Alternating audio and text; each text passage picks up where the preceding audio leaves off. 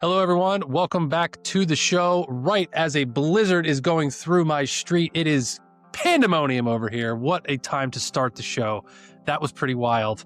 Welcome back to Tech Bites. My name is Dan Hafner, and I have another special guest today. I want to bring on, we're going to talk about the world of technology, like we do a lot on this show, but specifically technology adoption, right? We all, especially if we're in business, we're working from home, we're kind of starting our own businesses, whatever we're doing, we can tend to get drowned sometimes in the tech stack, meaning that we buy this tool for this thing, we buy this thing, we see an ad for this cool thing on Facebook, we buy it, but we never use half of this stuff. Very interesting thing. I've fallen down this rabbit hole myself when I was starting out my business. I'll be honest, I sometimes fall into this trap as well, still to this day. But there's so many tools out there. There's so many things that AI is bringing to this conversation. There's so many different avenues. Like, how do we make sense of all of this? So Charly is hopefully going to give us a little bit of guidance and clarity on this.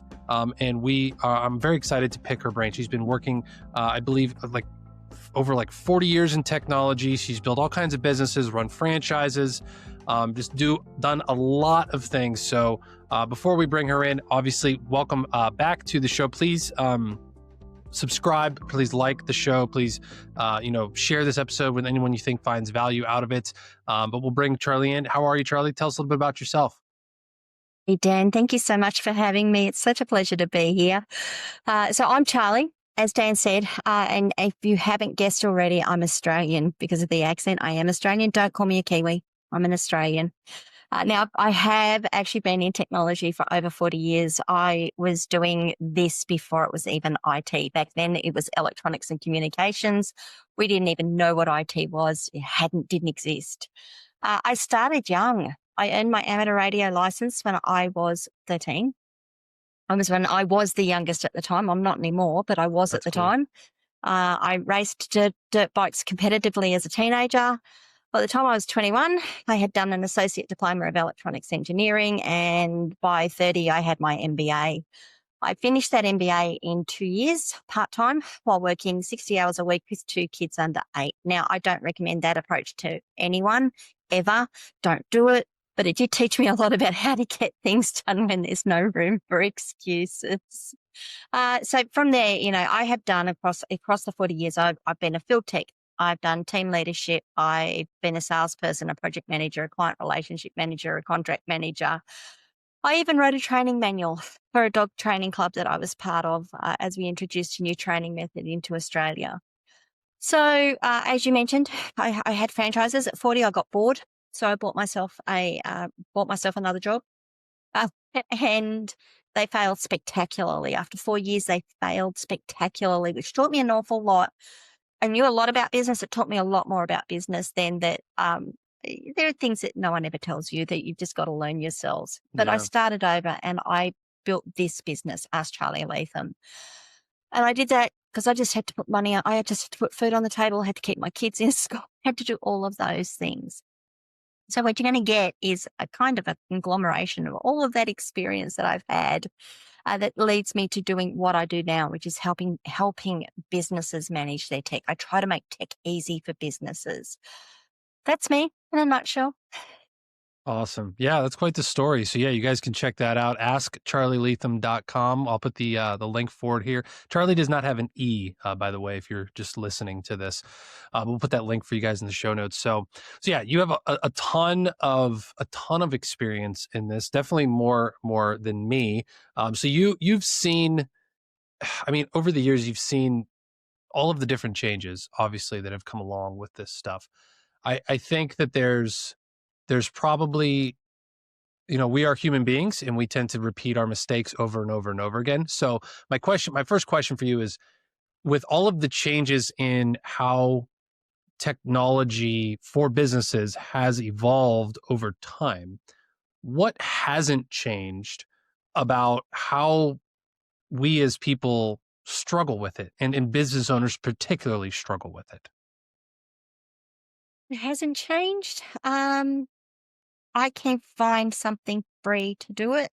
and I will spend all my time finding that free tool to do something rather than finding something that is a moderately reasonably priced thing that works that you can just put in place and go use. Because we have, as humans, we have a mindset that if it's free, we're not paying for it, therefore it's better. But what we don't take into consideration is our time is worth something. Business owners don't take into consideration that their time is actually worth something. While they're working on this thing, they're not bringing money through the door. That's one of the first things that I'll say. That's pretty universal, and it's a big discussion I have with a lot of people in terms of, yes, I know you're looking for a free tool, but this one costs you, let's say it costs $20 a month. And that $20 a month, you're going to be saving 2 or 3 hours. What's that to you?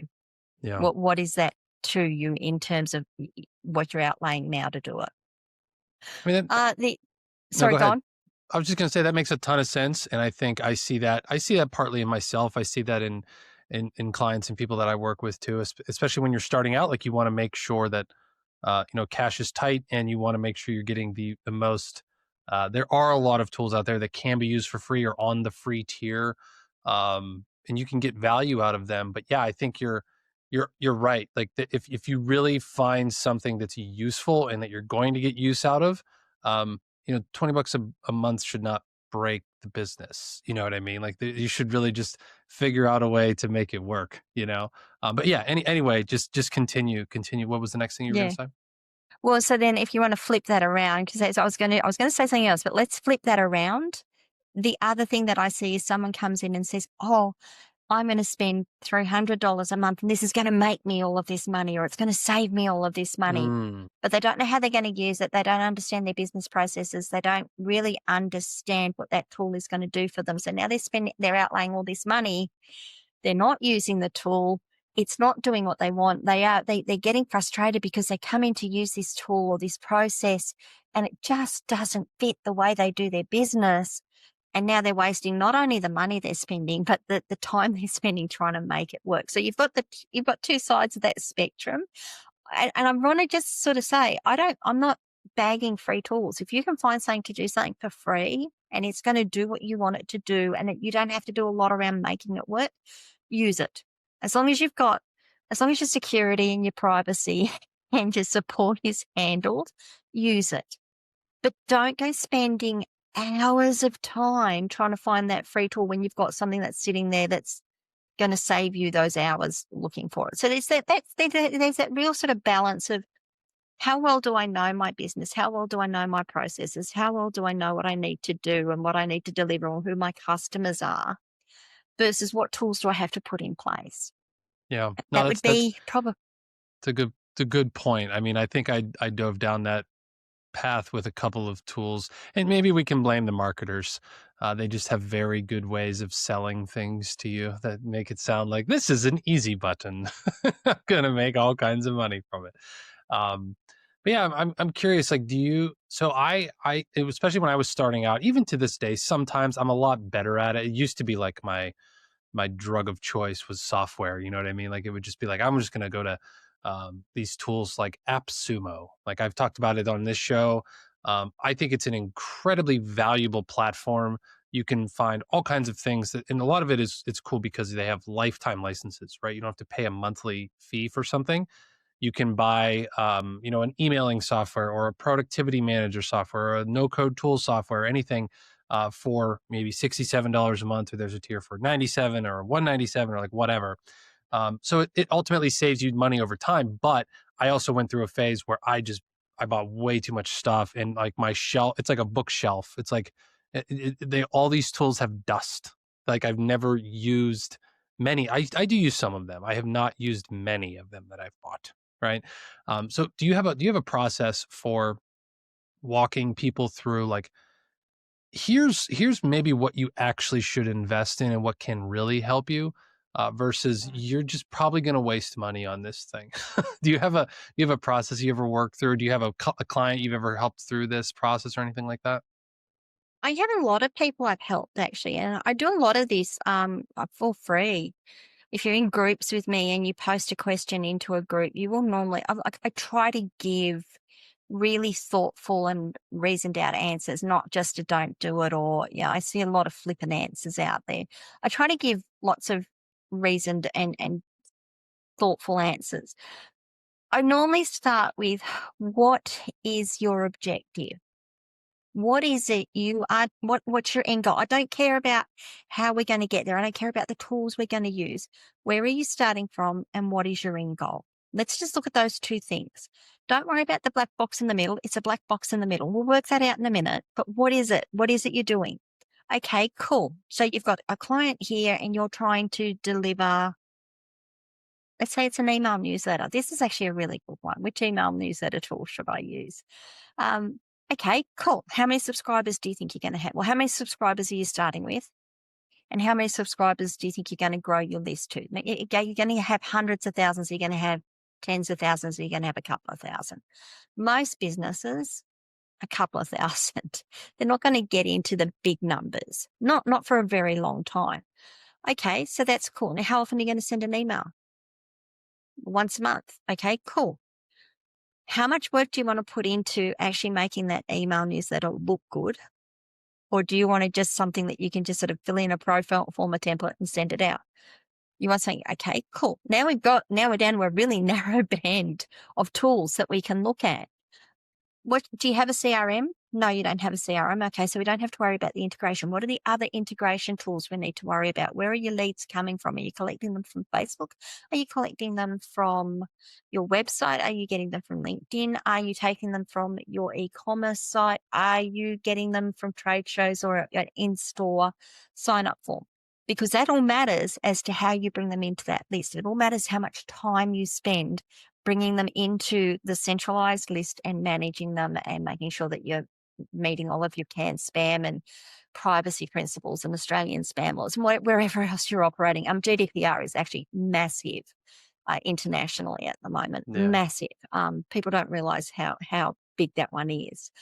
But that'll then determines, do we go with this tool? Do we go with this tool? Do we need a couple of other tools in the middle of it to make this process easier for you?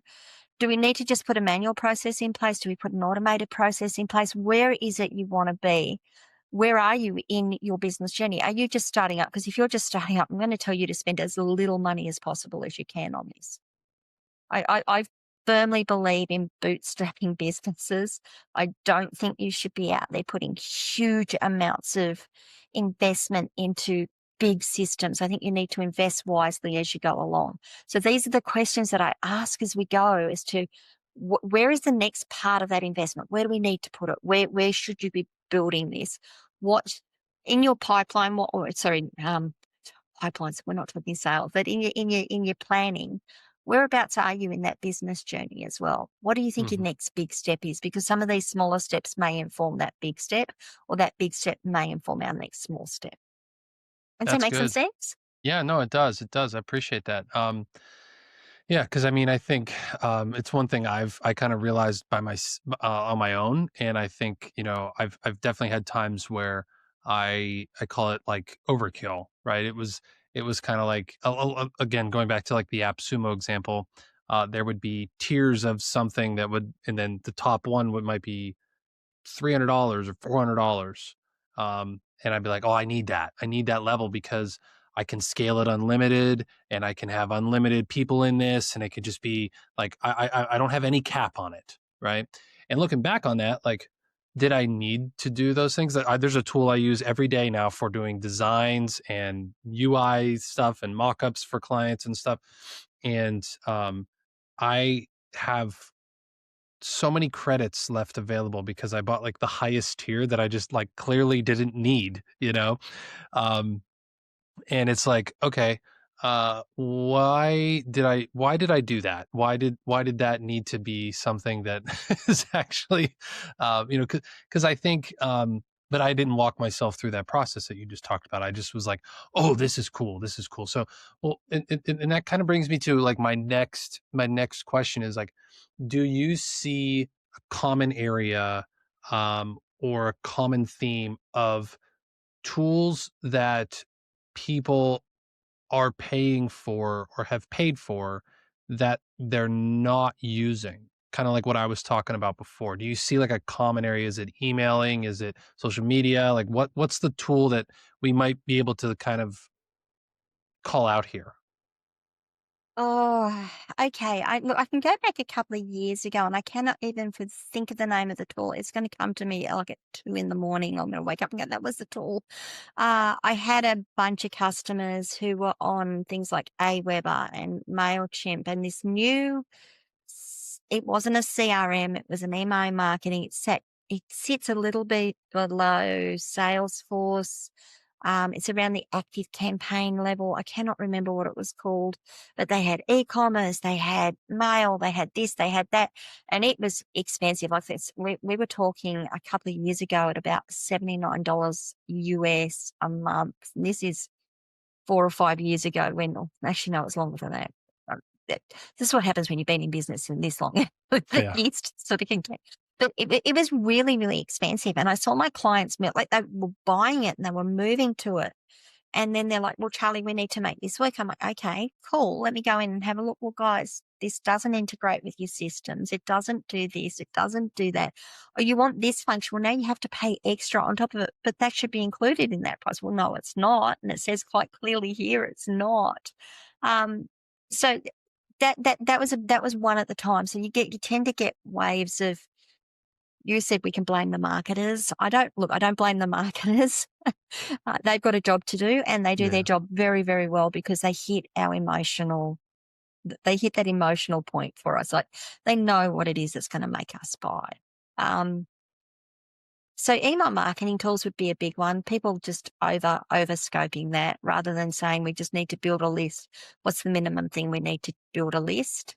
Um, There's flip side to that is that they'll buy an email marketing tool, but they won't buy a CRM. They won't buy something that will manage their contacts and pull all of their information into a central point. So then they have their email contact lists on their computers or their phones, your personal contact lists. And they've got their email marketing lists in their marketing system. Then they've got their e-commerce list on their website, but they're not pulling all of those contacts out and bringing them into a central point. They've got no history as to what these customers are doing. They're pulling them from all over the place. So we've got two parts to that. They're putting money into things that maybe they don't need to right away, email marketing systems, social media management systems, without looking at how do we manage this at a whole.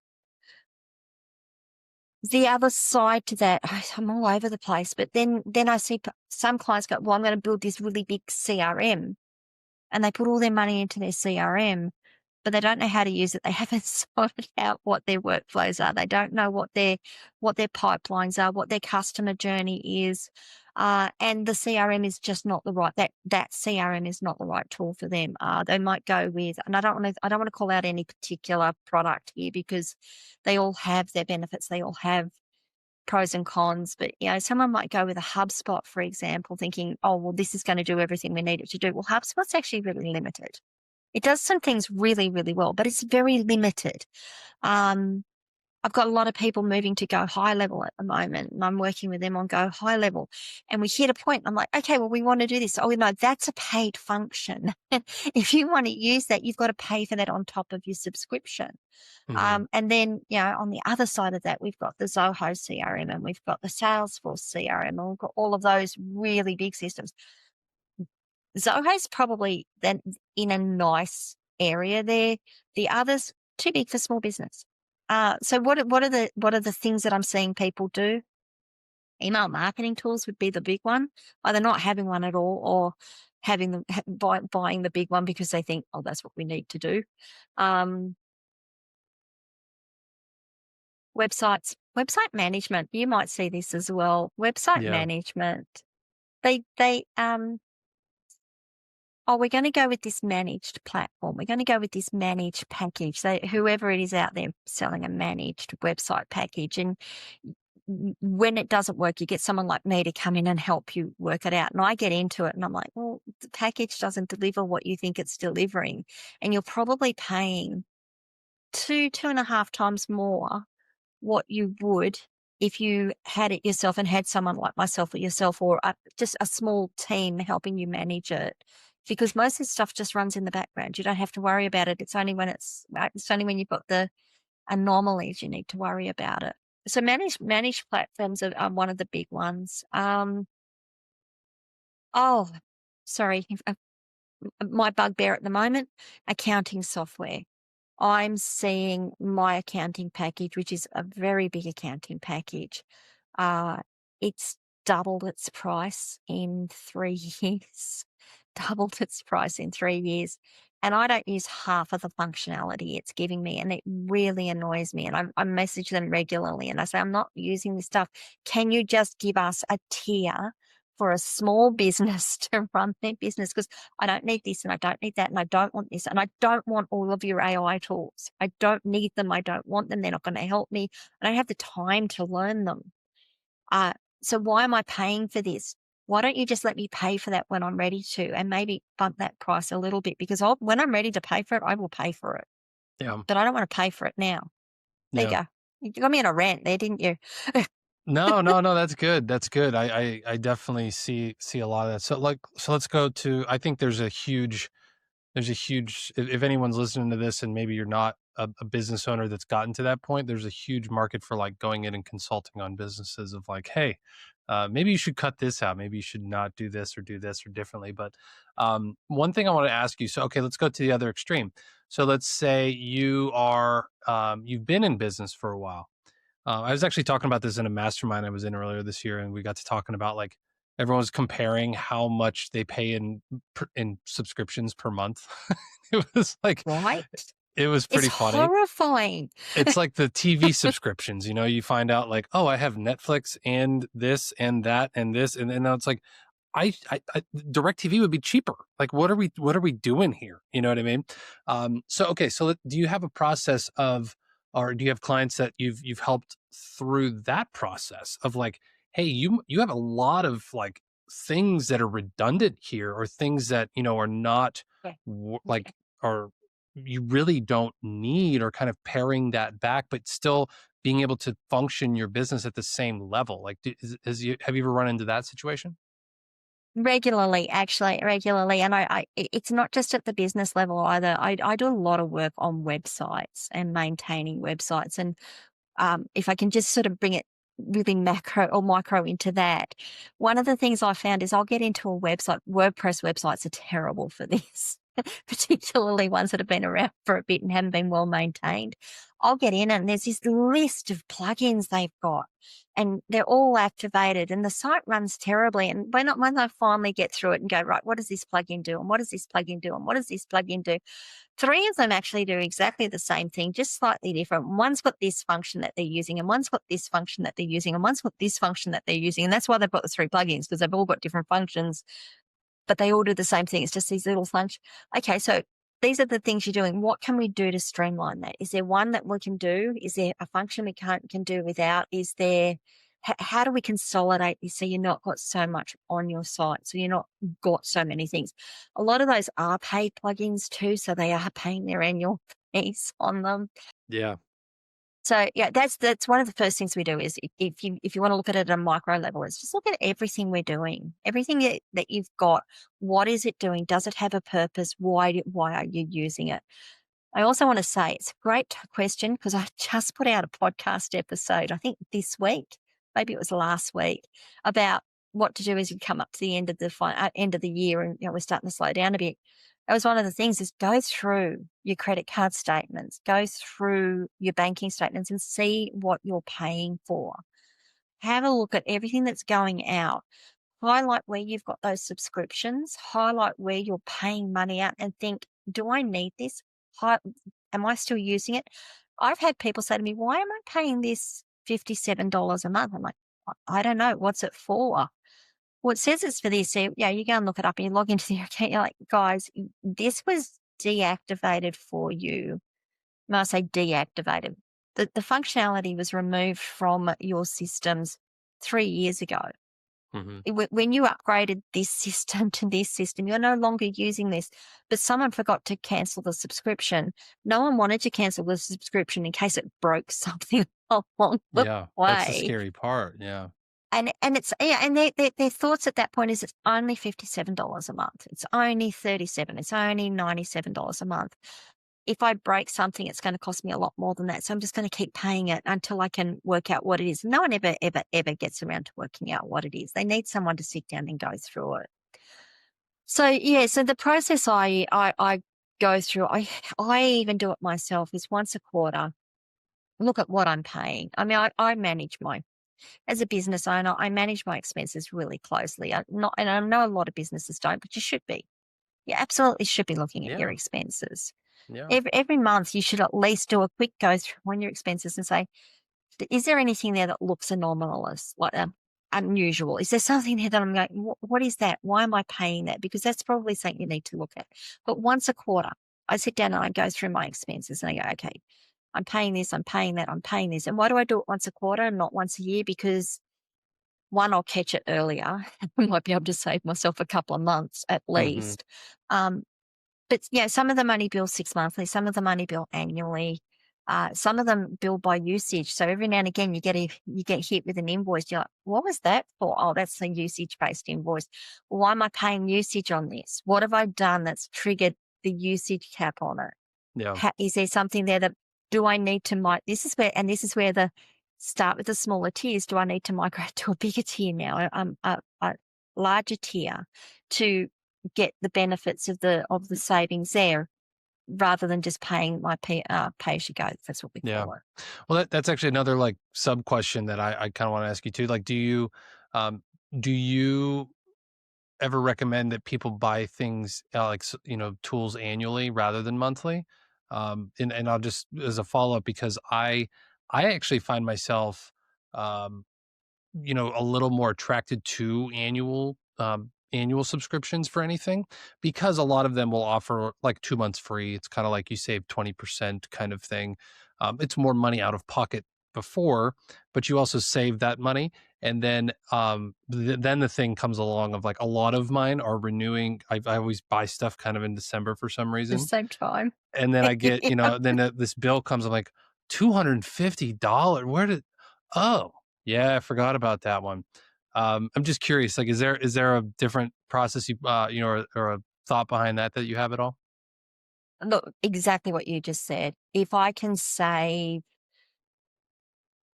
a reasonable amount, I mean, it doesn't have to be a lot, but if I can save money by buying it annually or by buying it 6 monthly, then yeah, I will try. If I've got the funds available, I will try to do an annual subscription. I will recommend to people just pay it annually. There's a couple of reasons for that. One is you're not worried about trying to cover that cost every month. So if you miss a month and it's a bit tight and you don't have, for example, the $67 in the bank account when that comes out, or on your credit card when that comes out, you're not stressing because, I've got to get this paid, otherwise they're going to cancel my subscription. Now, some subscriptions can be really, really quite cutthroat. And if you don't pay it, they cut you off straight away. A lot I've found have become a little bit more lenient. And they'll give you 7 or 14 days to get that cleared up before they cut you off. But if you're paying it upfront annually, you've got a year. So then what we should be doing, smart business says what we should be doing is taking that amount, dividing it by 12 and putting that away every month in a bank account. So when it comes up, we can just pay the subscription. How many of us do that? But that would be the smart move. What I then also do is I recommend, and I try to do it myself, I put a reminder in my calendar a month before, 14 That's days helpful. before, Yep. a week before, this is due, it's going to be this much money. So I can start to get that sorted out so that I don't get the email in my account going, we tried to bill you $350. And yeah, $350, just to put it in perspective, is kind of like 450 Australian. It's not, it doesn't Right. sort of, people say, it's only $20 a month. It's like, yeah, no, it's close to 50 for me. Yeah. Yeah. You got to keep that conversion in mind. Yeah. That's interesting. So yes, I do. And I really, really strongly recommend if you can save a few dollars by buying annually and it makes sense, then buy annually. Now, that's if it's something you're going to be using regularly. I have, I've got ChatGPT and I've got Claude AI subscriptions at the moment. and I pay for them monthly. Why? Because I don't use them every month. I am at the moment, but I wasn't using them every month. So the months that I'm going, I'm coming up to the end of the month. I don't see that I've got anything for the next couple of weeks. I won't renew the subscription. I'll just cancel the subscription. And then when I need it again, I will pull it up. I will go in and I will pay for my month. I'll pay for the month's usage. Now, when it gets to a point that I'm paying that every month and I'm paying it regularly, I will probably go to an annual subscription. So you've got that benefit there is you pay a little bit more monthly if it's intermittent usage. But if you're something you're going to use all the time, absolutely. And they're offering you a discount to pay annually, go that way. Yeah, I've found that with myself. I've found that a lot of times I've just been like, I'm just going to dive in and do the annual stuff. But then I also realized that there's been ones that I've done that with that I've used for a month and then never used again. So it's like I way overpaid for that, and I should have started off with, like you said, like that's kind of a policy I have now is like I will sign up for something maybe for a month or two, maybe 3, and then if I notice that I'm using it and it's worth it, then I'll just be like, yeah, let's just transition to an annual. That makes sense. But because I've burned myself in the past of like, I bought this annual thing and now I used it for like 2 days and now I don't really have a need for it anymore because I thought I was going to use it more, you know? So that's kind of an interesting thing, but Or they sell it to you and you think this is going to be great and you get into it, you're like, oh, this does not do what they said it was going to do. yeah. And I mean, in that case, I would definitely request like a refund or something, but yeah, that's kind of my process is like, you know, instead of burning myself like I have before, I'm just like, okay, let's dabble in this a little bit. And then once I realize that this is worth it, like then I'll do that, you know? So, but yeah, anyway. If I Good. might, there's one other hint that I will give you on this is that if sometimes when you go to try something, it says, 7-day free trial, but you've got to go through and put your credit card or a month free trial. And you got to go through and put your credit card in. And I get to a point sometimes it's like, "Oh, if you want my credit card, I'm not really interested. I'll go find something else." But sometimes you get to a point of like, I need this. I've got to do it. So I'm just going to put my credit card in. And then what the process is they hope you will forget. So they get to bill Yeah, at that's the how they end work. of it. Yep. But you don't get any notices really. You just get the bill on your credit card. You're like, oh, yeah. The thing that I do is once I've signed up, I will then go in and cancel the subscription straight away. I've done Because that they will too. normally let you run for that month for free and then it doesn't renew. So I will go in and do it. Now, if you can't do that and they won't let you cancel because, oh, no, you'll cancel everything and you won't get access to it as of today, try to find one-use credit cards. It sounds terrible, but find the single-use credit card and just stick that in. Or I've got ones that I can actually cap my payments on. So the maximum you can spend on this is $1. So nothing will ever bill on that. Yeah, that's smart. That's a smart idea. Yeah. It just saves you when you're going through trying to test out things to see if it works. And it just saves you. It's actually saved me considerable hundreds of dollars at times. Yeah.